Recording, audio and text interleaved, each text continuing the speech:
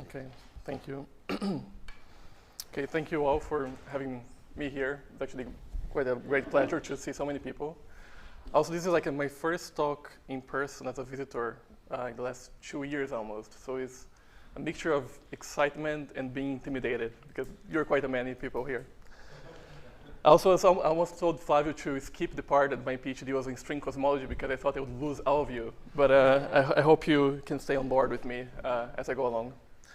So before I start, let me say a few disclaimers. As Flavio said, my background was mostly in string cosmology. It's quite recent that I'm getting interested in quantum information and applying that for recovering space-time. So that means that I'm no specialist at all.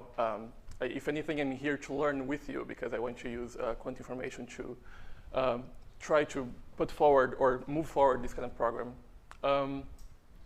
So yeah, if anything, I hope to cause some reactions here. I'm going to make some bold statements, and I hope I have some discussions and something that you can actually bring home with you. Okay, so to keep everyone engaged, I won't be pulling you, but I did this pull back in April in Stockholm. We were in an event called the OKC Day. There was about 40 people more or less. And one of the questions that I asked them was, is gravity a fundamental interaction? And now you can reply yourself in your mind. And maybe, I mean, you're more or less the same side of the group that I had pulled back then. And this was, yeah. It is fundamental and it is an interaction. So what do you mean by fundamental? Yeah, so that you cannot have anything from which gravity emerges. I can explain now when I go over this. Well, I mean, for instance, like you know that Fermi theory is an emergent theory, right? So like there is something which is more fundamental when you talk about pions, right? So in the case of, for instance, people said that gravity is a fundamental interaction, like the majority actually thought so. And you see that some people think that it's not a fundamental interaction, and some people think that it's not an interaction at all. So for instance, if you just think about classical gravity, right? Gravity is just a complicated form of like inertia. There is no interaction whatsoever. But you see that even people who reply that it is a fundamental interaction, if you do any sort of quantum gravity, most models don't take gravity to be fundamental. I mean, string theory, for instance, strings are fundamental, and the gravity emerges as excitations of the string.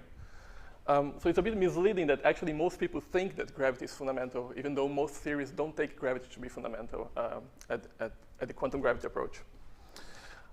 Anyways, the second question that I pulled people was, should gravity be quantized? And I guess you should expect that if most people reply that it is a fundamental interaction, most people are going to say that yes, gravity should be quantized. So half of the people more or less. So some people said that gravity shouldn't be quantized, perhaps the people that think that gravity is not a fundamental interaction. So if gravity is emergent, like sound waves, you don't expect to quantize sound waves as well. And some people are like on the fence, kind of like should be or shouldn't be. And although this looks a bit weird, it kind of makes sense when you think that actually you do classical gravity and everything looks like inertia. But when you linearize the theory, you have like a spin 2 particle, the graviton, and you can talk about quantization, for instance. So it's kind of like acceptable that some people are perhaps on the fence about this kind of a question. Anyways, those are, of course, challenging questions and very complicated. So let's now tone down and become much simpler. Let's talk about things that we do understand. And this is something that we do understand, right? So when we talk about Newtonian physics or classical mechanics, things are rather simple. We have a state, usually a point in phase space, and we have an evolution equation, which is Newton's equation. And everyone has a very clear picture of what that means, right?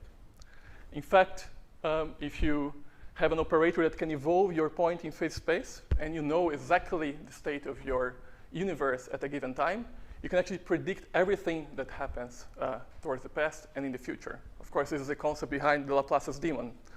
So classical physics as a whole is quite easy to grasp. Of course, no one ever does that, right? No one is a Laplace demon. And so things that are very relevant that you have to do even in classical physics is to talk about emergent descriptions. We have like stat physics, we have thermodynamics, dynamical systems, or even higher up, we have chemistry, biology, so on and so forth, right? By the way, I thought that my representation of Laplace's demon was accurate until I came to the hotel here next door. And in my bedroom, there was this picture. which is, I guess, a weird demon. And perhaps that's why I didn't sleep so well last night. Anyhow, this is quite simple to understand, and the ontology is not very complicated, I guess you would all agree. But then we have other things. We have things like quantum mechanics, and you open a textbook on quantum mechanics, and everything starts super well. We have a state that now is not a point in phase space anymore, but it's a vector. It's a vector in Hilbert space, and we have an evolution equation, Schroedinger equation. So far, so good, and you see the analogy with classical mechanics. But then suddenly you have a bunch of other stuff. So we have things which are observables, but actually it's not the state. They are given by Hermitian operators in general. Then we have something like the Born rule. So instead of talking about certainties, we talk about probabilities. We don't have the Laplace demon picture anymore in this framework. And we have something even more puzzling, which is, of course, the collapse of the wave function, whatever that means. And of course, this arrow here carries out the doubt, because in principle, if you have really a collapse, you don't have an evolution given by the Schrodinger equation anymore. Of course, these can lead to all sort of like ideas about interpretation of quantum mechanics or different theories within quantum mechanics. And perhaps all this confusion, which is present, perhaps all this confusion is one of the sources of why we are having troubles to talk about gravity. And in fact, when you look to this, many questions emerge. For instance, what is an observation? How come does it happen? And what really divides the framework between classical and quantum physics, right? And this is actually unprecedented in physics. This is quite terrible. I mean, that we've been in this situation for over 100 years, right? And we don't have a proper grasp of what we mean when we talk about quantum mechanics. Now, not so surprisingly, because everything is so complicated, we tend to do something when we talk about quantum mechanics. So when we teach, when we learn, when we do research on quantum mechanics, what we do usually is to take a classical system that we know how to write down Hamiltonian, for instance, and then we quantize it. So this has been the most canonical approach to actually talk about quantum mechanics. And this is about also what we learn when we take a textbook on quantum mechanics. The question is, should we be doing that? Should we be starting with classical systems and looking into quantizing them? Or should we be doing something else? Perhaps we shouldn't be doing that, because if we really believe that in some sort of like weak emergence in nature, what we should expect is that there are some fundamental laws, and then out of those laws, there are some hierarchical emergent laws that should be derived from the fundamental level. And so if we truly believe that the ontology of the world is somehow quantum mechanical, maybe we should invert this whole thing and talk about classicalization, right? And so we should forget about start with classical systems and should start with quantum systems and trying to understand how we recover some classical dynamics from them. Now, you might be thinking now, okay, why should we care about that, right? Isn't this all very obvious? Well, I mean, first of all, these two different proposals of quantizing or classicalizing, it's not really a two-way street, actually. As you know, when you talk about, for instance, microphysics, you can have a diversity of different theories in the micro that recover the same macro physics. And you can see that in any like effect field theory dynamics, both in quantum field theory or stat mech, for instance. So we should care about that, because the map is not exactly isomorphic. More than that, we know that whatever quantum gravity is, it cannot be just simply quantum general relativity. So if you take the classical theory of gravity, general relativity, and you try to quantize it, we have issues. So gravity challenges that approach that we can take a classical system and just quantize it. So we need to do somehow better. Okay, so what then? What's the alternative? And so the alternative that I want to argue in this talk is basically that one should forget basically all the classical notions, and one of them is spacetime. And therefore, even the idea of having some gravitational theory being fundamental. So really, we look to quantum mechanics, and that's our fundamental framework, which means that we have a Hilbert space, we have quantum states, and we have evolution equation. And of course, everything else should come out of it. And as crazy as potentially this can be, or as ambitious as this can be, the heavy lifting has been done by a lot of people, and this is still a very active research program. Of course, we're still starting to unfold how this can be even possible. Also, it's worth mentioning that the reason why one should argue in favor of this is because from what we've been learning from trying to quantize gravity in the last, I don't know how many years, is that gravity seems to involve, first of all, a locally finite number of degrees of freedom. Also, gravity seems to be holographic. And it seems to be emergent. I mean, our best quantum gravity theory, like string theory, when we talk about ADS-CFT, probably you heard about that before. In there, we cannot even talk about even the dimensionality of space should be a fundamental thing, because we have a theory which is dual to another theory in different number of dimensions. Yeah? The universe is not actually the center, so I don't understand what you try to take some teaching from a theory that doesn't describe the universe. Yeah, absolutely. I will skip that. I'm happy to come back to this point later if you want to. But of course, these are ways to motivating why you should think that maybe gravity or space-time should be emergent. Of course, ADS-FT cannot be the fundamental theory of the universe. In fact, not only is it de Sitter, but also in vacuum and so on and so forth. There are all sorts of things which have nothing to do with our universe. So you can use that as a motivation to maybe argue that gravity should be emergent. But whatever you do to have this emergence gravity, you shouldn't rely on the fact that you have an ADS boundary, for instance, to talk about your theory. But that's a whole different conversation, of course. Anyway, so within this framework, we can talk about now some kind of like quantum first approach.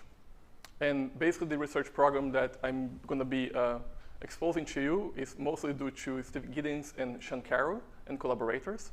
I'm going to be showing the references at different steps that you can actually check if you want to see how they are detailing the arguments. But there are basically 6 different steps. And I'm going to be trying to explain or give intuitions for each of those steps so that you can understand how we start from only a Hilbert space, and then where you have some particular quantum state and a Hamiltonian. Then you go about in factorizing this Hilbert space such that your Hamiltonian looks local. Then you can compute the mutual information between different factors in Hilbert space.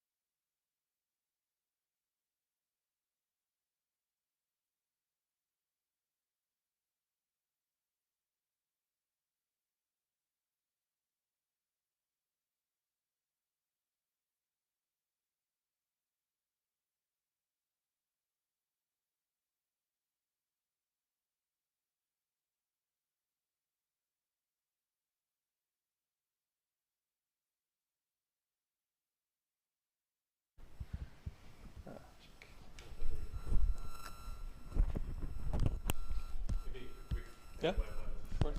No, certainly I can see this as a kind of suggestive thing that maybe this is in the end finite dimensional. Certainly it could be infinite dimensional. We could have even one harmonic oscillator as infinite Hilbert space dimensions. Absolutely. But your state could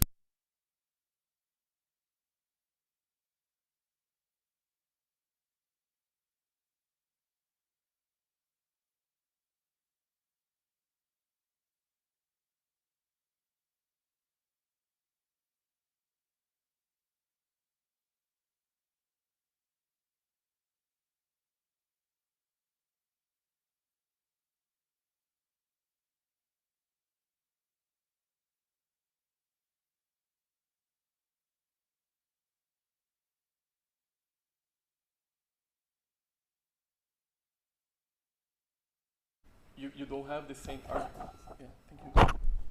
Sorry.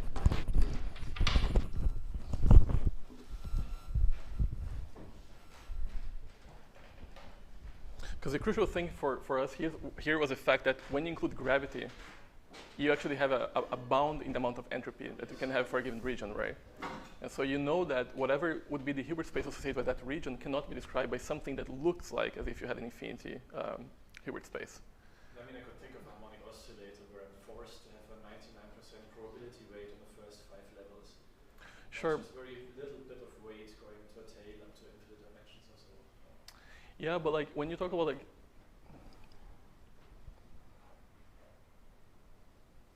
yeah, I need to think more about that. But because really what we're trying to infer here is like is the counting of degrees of freedom. It's not necessarily the counting of like what kind of states are excited. Yeah, yeah. Right? I mean, there So, are typicality arguments in thermodynamics yeah. that make you say, oh, it's like e to the entropy is Exactly. the amount of effective levels or so. Yeah. So then it's probably up to be understood in that sense. I would say so, yes. Of course, maybe kind of like tuning in with this question you have, one could ask, how come actually QFT works so well, right? I mean, if you run this argument and it's a correct argument. Well, it turns out that you can compute what would be this entropy if you had, like, for instance, a black hole of size, maybe, let's say, 1 centimeter cubed. And actually, when you do that, you arrive at the dimensionality of the Hilbert space associated with a 1 cubic centimeter for a black hole. It's enormous, it's gigantic. So it makes sense that even though we do QFT with an infinity dimension of Hilbert space, things actually run somehow smoothly. But perhaps if you approach like some regions of a black hole, then you would see problems with this this approach in which dimensionality is taken to be infinity.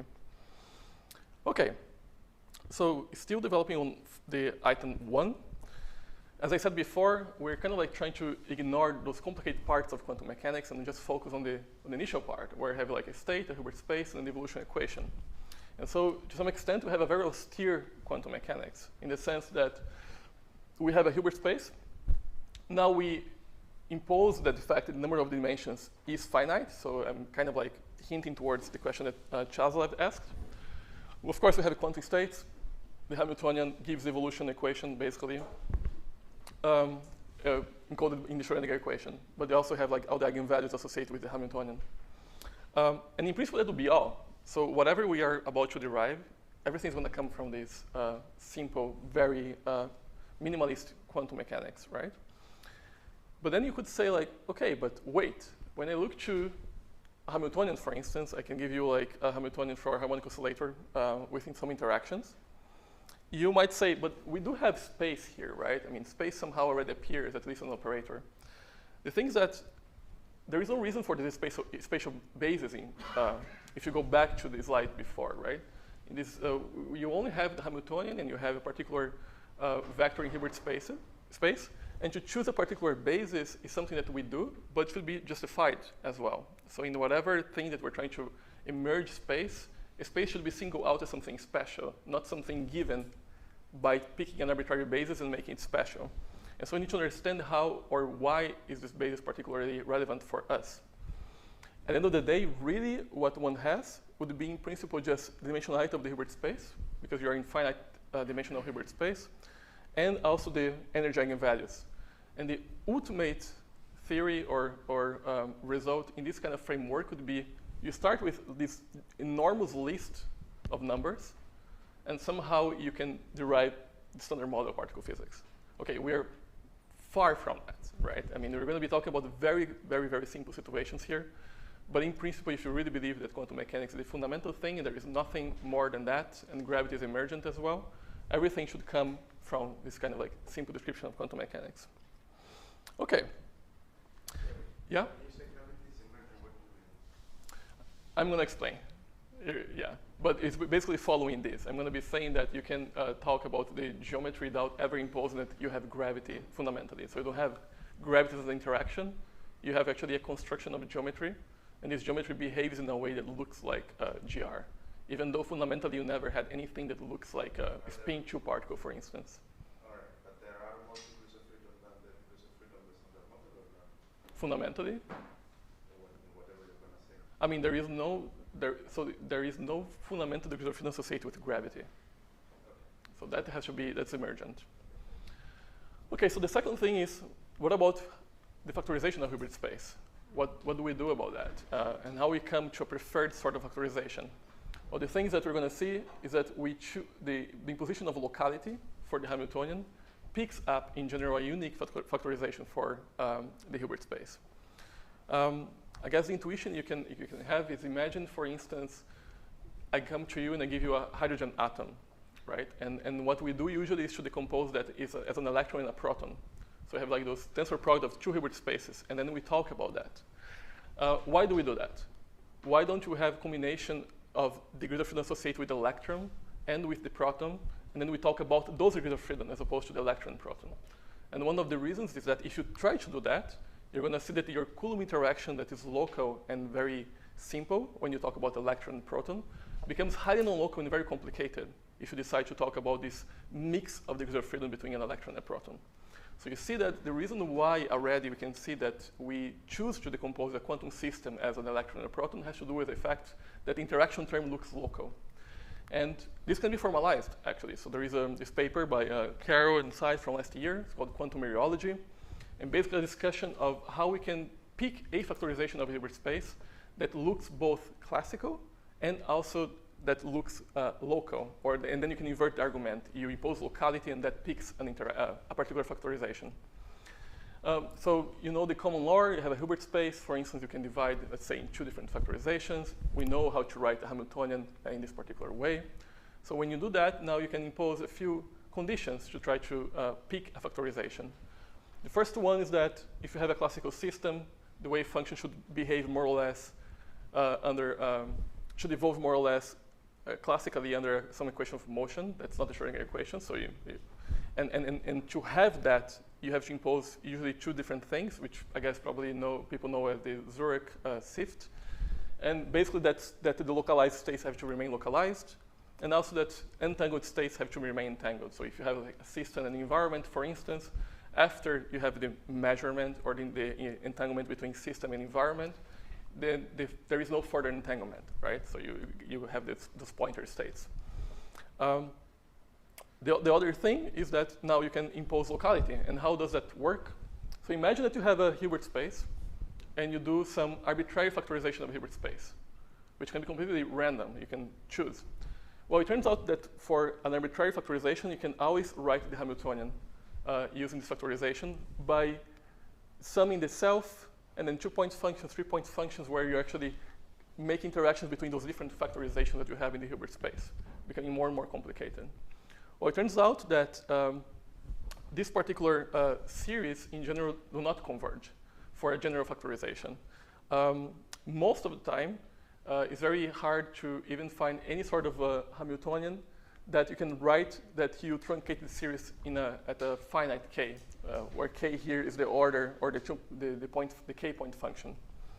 So how do we find the right factorization? Well, you can impose now that the series should converge.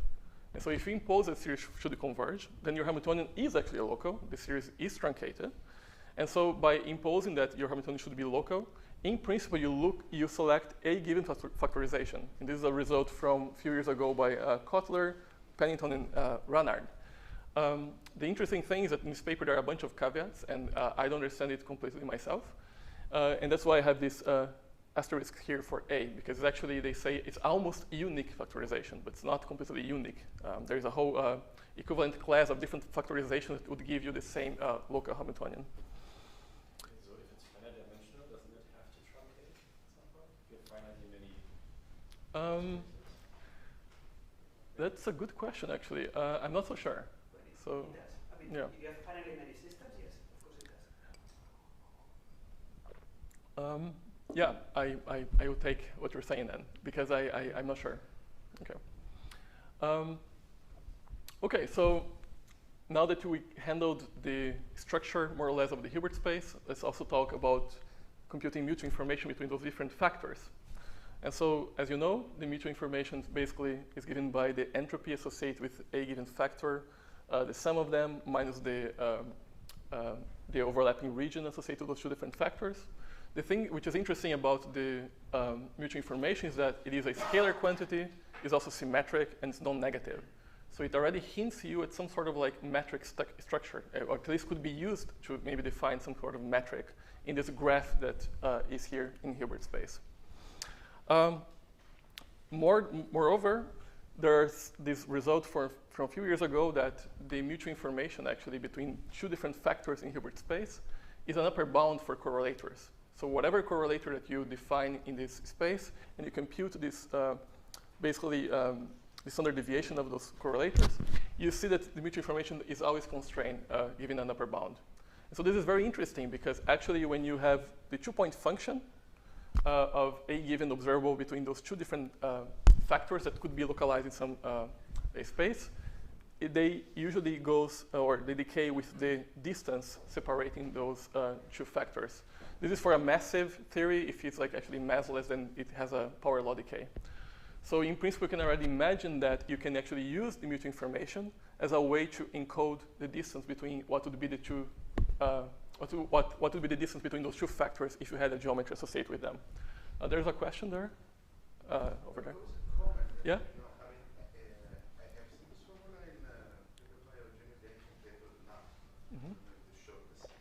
Okay, no, I don't know, yeah. Okay, from which year do you know? Yeah, okay, so yeah. It's really old. I've seen it in really old papers. I know, but there hasn't been other papers before, right? Yeah, I think the statement was that for every operator that you can imagine there is as well. Okay, well, that's good. Okay, so we more or less can already have the intuition that the mutual information can be used to somehow give some information about the emergent geometry if you were to embed this graph in a particular geometrical framework. Now look, let's be a bit more specific. There is something that I haven't told you so far, but we're talking about very non-generic quantum states. The states here that people have been considering they're called redundancy constraint. And they're kind of just a generalization of states that actually the entanglement entropy goes with the area associated with the region that you are considering. So this is actually fundamental for the conclusions that we're going to arrive later. In fact, also these redundancy constraint states, they have this property that if you were to select now some sort of coarse graining of the different factors, the entropy associated with this now different coarse grain, let's call it sigma, is given by basically the mutual information that you have between factors inside and outside that region. So for redundancy constraint states, this is an equality. Otherwise, this would be just an approximation. And the conjecture now for Carroll and Tsai is that this graph information that we've been discussing so far is enough to capture the coarse geometry of this area law state. So whenever you have all these properties that we just described so far, you have all the information that you need to finally start talking about the geometry. And so let's do that. So let's go forward, and now let's try to define some metric, which is going to be a function of the mutual geometry between those different factorizations. Well, yeah? State, because you're speaking about the mutual information, but what Yeah. which state there are so many states in there. Yeah, so you have to consider a class of states that they have this area law behavior, which means that if you compute the entanglement entropy for a given region, that entropy is going to scale with the area, not with the volume. So basically, you have to imagine that those states, they have to... So Ab- Yeah, so also put these things in some space and then. Absolutely. I'm gonna briefly mention that in two slides, actually. Yeah, so I guess the important message here is that many things that we've been discussing so far still relies on the fact that you kind of know that there is a geometry. But then you compute all those things and then you ignore the geometry, and then you have to somehow be able to recover it from another given technique. Because if I were to give you all this information without ever telling you what kind of geometry your system was embedded in, would you be able to tell me what is the geometry? And so this is what they are trying to do. So you invert the whole logic. Of course, those are still like some clutches. Like they are trying to help you how to derive those things. But ultimately, you should be able to do all of that without relying on the fact that you know some notion of geometry underlying the system. Yeah. OK, so as we saw, we in principle have some graph in Hilbert space. If you remember, sorry, going back, this picture, we have like this factorization of Hilbert space. We define some graph. There are some vertices, which are the factors. And the edges are basically defined by the mutual information among those different factors. The question is there a map that brings us from this graph in Hilbert space to what would be a graph in geometrical space? And yeah, question?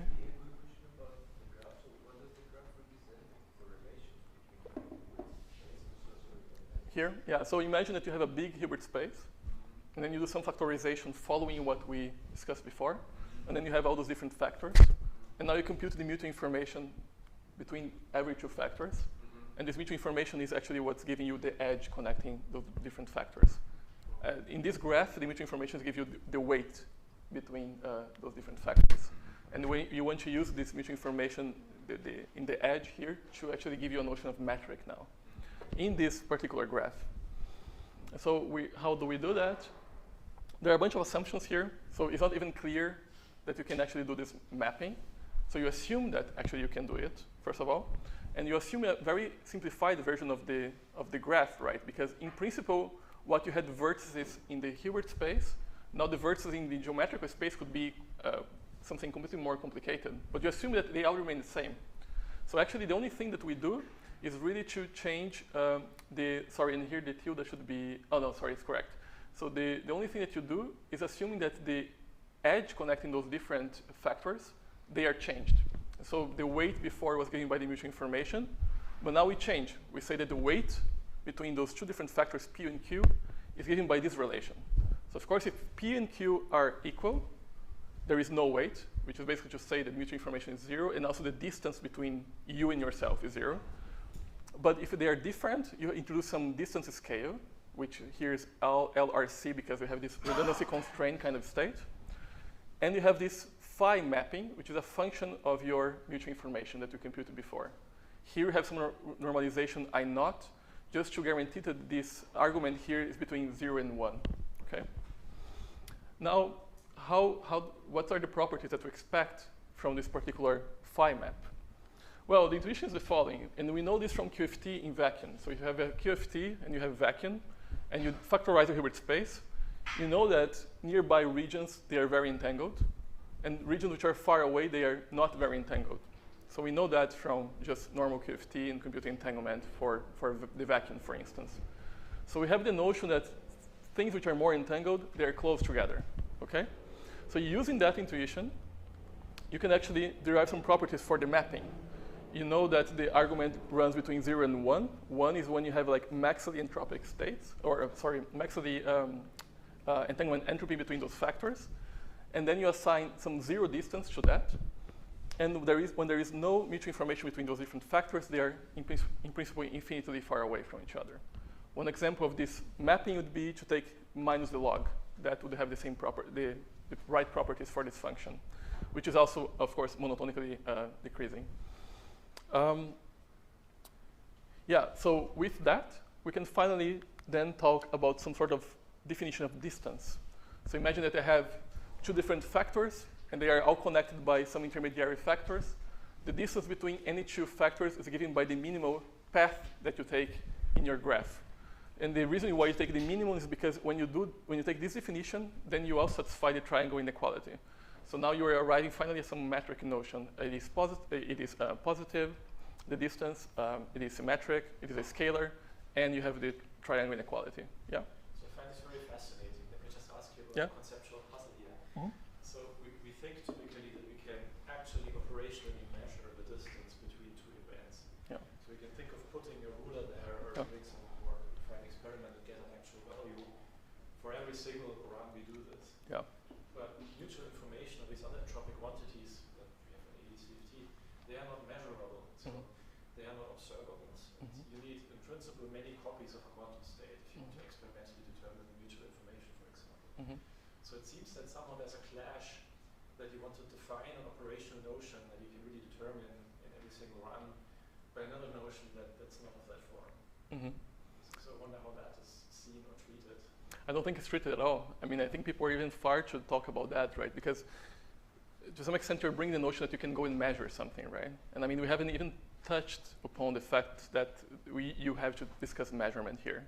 So like you know that in principle, the mutual information, as we discussed before, can be related, at least as an upper bound, to correlators that encode the notions of distance. So we know that. And even when I write a two-point function, we're not talking about measuring anything, right? It's just a two-point function. Now, to talk about what you're saying in particular, it seems like way further ahead of even what we discussed here. Because I cannot even think of what it would mean to actually bring a ruler or anything that can be measured in terms of distance in this framework, right? Fair enough, but maybe you don't even need this. No, I mean, if you have, say, quantum states in your theory, they are not orthogonal. And it doesn't matter what kind of measurement theory you put up with, you will never be able to distinguish them.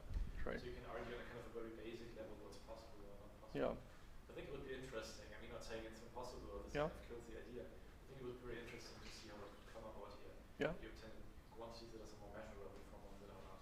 Yeah, I completely agree.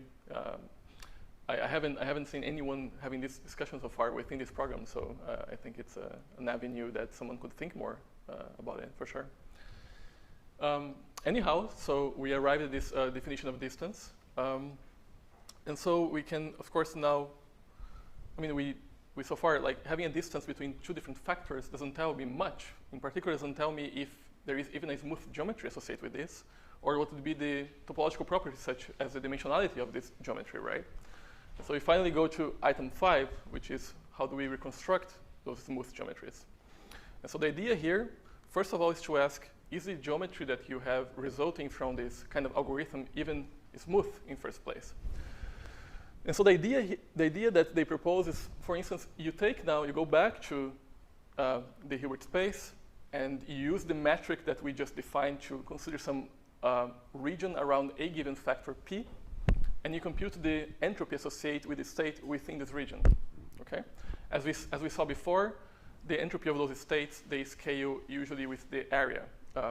So you have this scaling with this R, which is the size of the ball, basically. But because we don't know so far if this is a proper geometric space or not, if it can be embedded in some geometry, we so far only have the graph in the Hilbert space. So the scaling is going to be given by some number that we don't know what it is. And actually, this is actually some fractal scaling, because you just have a graph structure. It turns out that if this number is actually an integer, then you can say that there is a geometry in which you can embed this graph such that the geometry dimensionality is going to be given by this integer df plus 1. And plus 1 because, in principle, this would be scaling as an area if you had that kind of a state that we discussed before. In particular, you can also define now the notion of area. I'm not going to go into that just because we're going to use it later. But you can talk about the area associated with this particular region, also defined in terms of the mutual information. OK, so in principle, if things work out fine and you have a smooth geometry and you have some given dimension, the question is, how do you recover what's going to be the geometry? And so there is one particular technique that is in the seminal paper by Carroll, Kao, and Michalakis, which is called the multidimensional scaling. And I'm skipping all the details, and I'm just going to show you the things that they do. And so they run the whole algorithm for 2 examples. One of them is the 1D antiferromagnetic Heisenberg chain. So what you have to imagine is the following. You know that this system is a quantum system is in 1D, but forget about that. So I just come to you and I give you a quantum state. And I never tell you what this is about. And then you run the whole algorithm. And then you use this MDS, multidimensional scaling, to try to infer what would be the corresponding geometry. And what they recover, like through this MDS, you can build a matrix which has to do with the coordinates associated with the system. And then when you plot the values of the matrix for a given coarse graining that they consider, they get this plot, which is roughly one-dimensional. And then when they do the same thing for another system, which is a coarse grain 2D toric, sorry, there's a typo here, toric code, they also recover some 2D geometry, even though you only have initially the quantum state. For those two systems, the quantum state is actually the ground state for both systems. And in this case, you tell what the systems are, right? These are ordering of the systems. You're given the quantum state, and then you do the whole approach that I just described, without knowing the geometry in which those systems would be living in. If I give you a pure state, of course, you can find a transformation that, of course, global transformation that maps everything into the 0, 0, 0, 0, 0 state, right? I mean, so in which case, of course, you're not going to be able to. I'm not sure if I understand your point, actually. All pure states are the same. All pure states, I mean, when you usually see the modulo unitary transformations are the same. You cannot distinguish if I give you a 2D system or a 1D system. They're the same. I can make a transformation that gives exactly the same thing. But you give them the state and the Hamiltonian. Yeah. You give the Hamiltonian. Okay. Of course. And yeah, I'm running out of time, so let me quickly cover the last point, which is going to be just some general intuition. So we kind of understand that, of course, if you change the quantum state, we are like also changing the entropy and the mutual information, and therefore we're changing the geometry. But how is that connected with the energy, or like actually the matter content of the system? Because that's what we have in Einstein's equation, right? And for that, you can rely on something called the Entanglement First Law, which in the context of QFT has been discussed by these folks a few years ago. And there, what you do, you define some modular Hamiltonian, which basically you take the density matrix and you take the log of it minus, and you have this modular Hamiltonian. And then if you take the relative entropy between two different particular quantum states, it can be written like that. But it turns out that if you have just a small perturbation between those two quantum states, to linear order, the relative entropy is actually 0. And so you arrive that actually the variation of the VEV of the modular Hamiltonian is given by actually the variation of the entropy.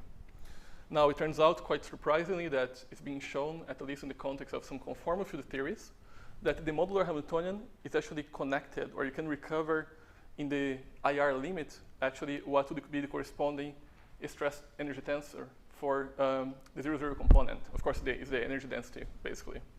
And so now we saw that not only we had before the entropy being used to define what would be the geometry, but also now we see that by using the variation of the state, you have this variation of the modular Hamiltonian connected to the T00 component of the EM tensor.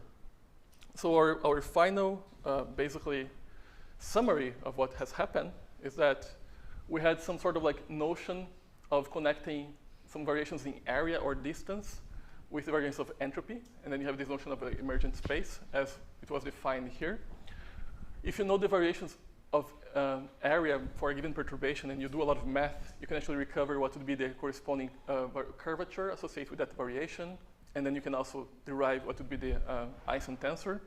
But then if you run now the other side here and you use the Entanglement First Law, and you take this IR limit, at least in the context of CFTs, you can actually connect the G00 of Einstein equations to the T00 of those given theories. And of course, this is not enough. I mean, I haven't talked about time, I haven't talked about Lorentz symmetry or anything like that. But if you could now also work out what would be having the Lorentz symmetry in this framework, then you can do a boost transformation, for instance, and recover the full covariant Einstein equation. Of course, people are still not there. And that's why there is still a lot of work to do. And when I was coming here, first I was like, I'm going to put this figure here because we want you. We want your help to also keep working on this.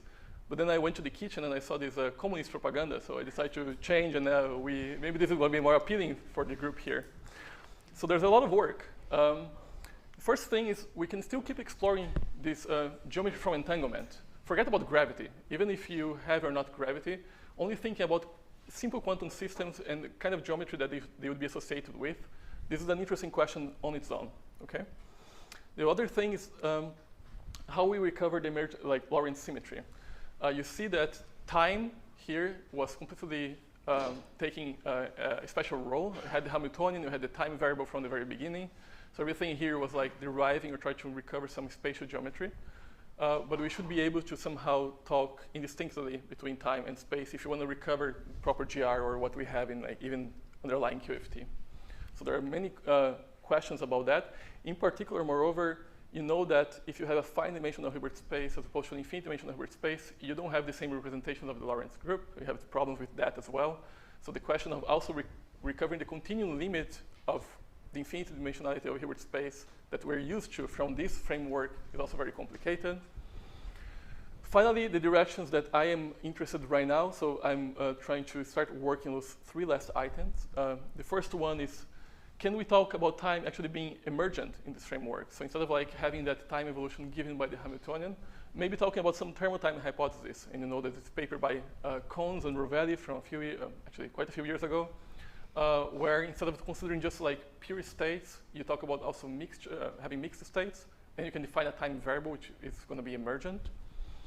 There is also the problem of like, how do you recover diffeomorphism, right? I mean, that's a whole another business, because if time is fundamental in this framework and you have a foliation, as you mentioned before, then you have a preferred gauge, basically. So diffeomorphism would be actually an emergent symmetry of the theory. And then you can try to find what would be the hints that the emergent theory would be diffeomorphic. And we don't know that. Finally, maybe honoring my background in cosmology, I'm actually interested in much simpler systems, like what would be like the FRW geometries. So I just want to do the full background cosmology without perturbations. I would expect that to be somehow simpler and more manageable to tackle. And also specific cosmological backgrounds. As someone mentioned before, can we, for instance, recover de Sitter geometry as opposed to just like those flat, simple examples? Because that would be also very interesting, as we know that most theories that are like quantum gravity that we have nowadays, such as string theory, they have a bunch of issues recovering de Sitter space. Anyways, that's kind of like how I got. So thank you very much.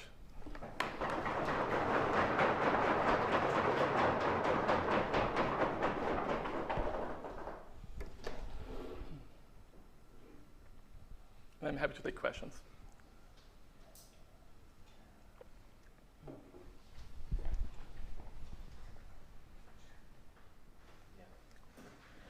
Yeah. First, thanks for the nice talk. Okay. It was really interesting. Welcome. I would like to maybe reconnect a bit with the question that Marius asked before. Mm-hmm. About I don't know, because if I had to think about also some other attempts to do the same thing, like the quantum several automata. Mm-hmm. I've done similar things, but in the end, if I'm really intention to retrieve somehow a notion of gravitational interaction, I mean, I think that, what do you think? You need some more extra structure, more information, like something that could relate like the topology of the network with the dynamical evolution of the described system. Because, I mean, so far, I can say, okay, I have my network of systems, and I have my dynamical evolution, which may define some symmetries, maybe of the emergent dynamics, but emergent geometry, but there's no notion of dynamical geometry, no? Mm-hmm. If I want to think something about in the direction of general relativity, I think there's probably something missing, no? Something that could relate really the topology of the network of your interacting system with the system itself somehow. Yeah, I mean, I'm not sure if there are also some proposal where they define really this notion of dynamical network structures, where there's a sort of evolution also of the network, where maybe some new ages can be created, something like this. Yeah, I mean, You have some. so we don't have anything like that here, right? Like we don't have dynamics basically, right? There is so the emergent geometry has no time. But you have a notion of Hamiltonian, no? You have in the original the quantum in your Hilbert space you have this Hamiltonian, right? But in the resulting geometry, in principle, everything is static. Like really, what happens to have that sort of dynamics here imposed by hand is that you're perturbing your quantum state, and that's perturbing your resulting geometry. But that's given by hand. It's not as if you were in this framework really having a dynamics of your quantum state such that you result in perturbations in your resulting geometry. So you're very far. We're very far from that, actually. You know. Yeah. So I guess the first part of the talk was I was trying to watch it from YouTube, but I was only still waiting out. So if you already mentioned this, sorry. So first a question: have you made a connection with loop quantum gravity? Okay. In what you have said or not? No, so not trivially at least, right? So it could be the case that it could even be connected with string theory potentially, right? We don't know. But the thing is that different than loop quantum gravity or string theory, we're not introducing any particular different fancy degrees of freedom that when quantized could recover something like classical gravity in a given limit, right? So in principle, there is no notion of there is no notion of geometry or gravity fundamentally. You just have like quantum systems that somehow by themselves you do a sort of coarse graining from which you recover the geometry associated with those systems. There is no fundamental degree of freedom associated with, like there is no spin 2 graviton per se, you know. Look, yeah. When you were saying it in the beginning, I was like, okay, I'm not connected. But to be honest, it's just for you. I think you would be interested to see this work. I think you're saying exactly the same thing. Okay. As the program of Junior Bianchi that we're doing now. The so-called Swiss states of loop quantum gravity, where what you have is graphs. The nodes are basically Hilbert spaces, and you encode distance, and generally speaking, spacetime geometry by the correlations. And they also use exactly this notion of neutral information to estimate the values. And I mean, look on gravity, there is no speed to gravity. You recover 0.2 function of very calculus that tells you that there is going to be something like that in a limit.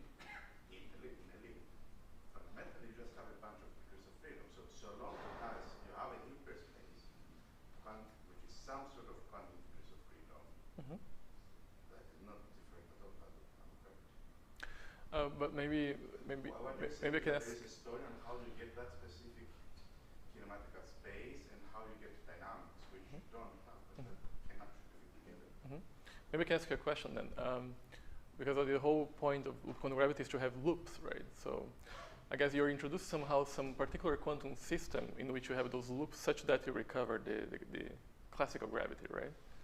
Loops is a mathematical technique. Okay. Wilson loop, it doesn't really mean anything. It's one basis. Okay. Another basis is networks. Another basis is the Swiss state basis. I didn't see a contradiction. Yeah. Group together. I understand it's a different approach. But I would be happy to talk more about that. Yeah, if you have time at some point. I can point you to. Yeah, that'd be perfect. Thank you. Yeah. One more thing. Yeah, of course. I wonder how much of theory plays in here. So, because imagine the following. So, imagine classical physics. I give you a classical Hamiltonian function, and then a classical, say, statistical mechanics state that describes a probability distribution of the kind that we expect.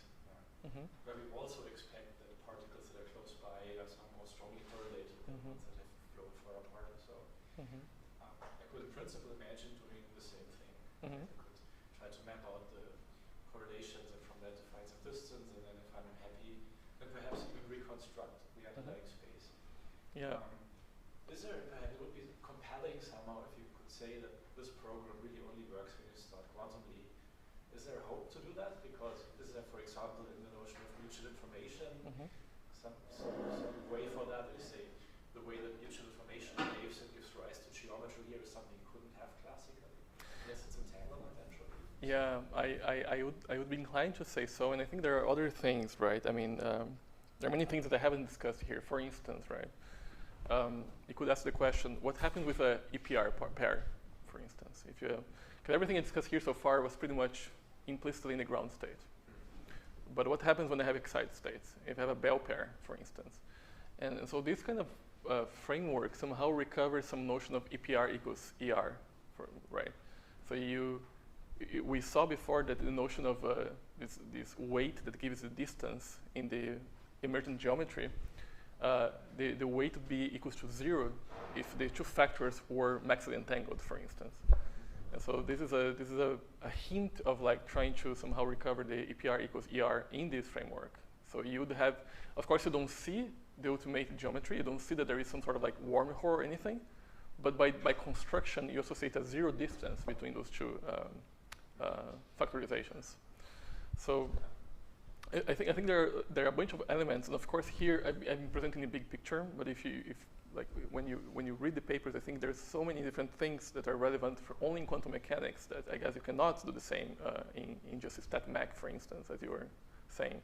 In particular, the very last point where of course, talking about geometry and distances you can do for correlators, but then associating that with the content of the matter content or energy content to recover the Einstein equation, kind of, towards the end, you're really using like this notion of the first entanglement law, for instance, which is, as far as I know, like a purely quantum mechanical thing. But Jacobson's paper originally can also be read classically. Oh yeah, but in Jacobson's papers, you never say what is the entropy, right? So you of course you say that there is this entropy, and then you can associate with the area and everything, but you don't say where that's coming from, and you also don't derive what it would be like the laws that he's imposing would be just the classical entropy laws, not coming from like the entanglement entropy as we kind of like argue here. But for absolutely all those different papers or proposals, they are overlapping considerably, I think, and I guess people are trying to do different realizations of them, but they, to some extent, they converge a lot. Yeah. Yeah. Welcome. Yeah. I think you mentioned at the end that there's a problem to recover in string theory, for instance, like specific cosmological backgrounds. Yeah. I remember that like a couple of years ago there was a paper that string theory cannot explain a positive cosmological constant. Yeah. Do you know a little bit about the developments there? Is it problem or? Oh, this is like a very active debate, and people were very, very strongly opinionated about it. I'm very biased on this discussion, and my bias is to say that, as far as I know, there is no clear realization of having a positive cosmological constant in coming from string theory. But there is a whole other camp that would strongly disagree with that, and this is people who have been arguing that you can actually embed inflation, for instance, in the early universe in string theory, and then you have a quasi-de Sitter-like expansion. But I think the question is far from being settled. Yeah, for sure.